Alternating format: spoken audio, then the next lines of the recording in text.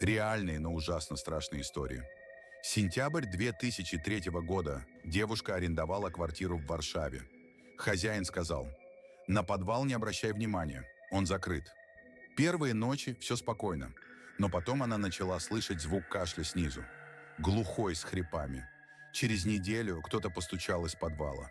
3 удара. Каждую ночь. В 3 часа и 17 минут. Полиция не реагирует. Тогда она ставит телефон у двери. Утром запись. На ней истошный голос, который говорит: «Пусти меня». Девушка съезжает. Через месяц узнает: предыдущая квартирантка пропала.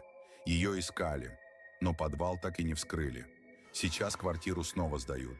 Цена просто смешная. Но в договоре есть пункт: не открывать подвал. Тот же кашель теперь слышит новая девушка. Она еще не знает, что дверь больше не закрыта.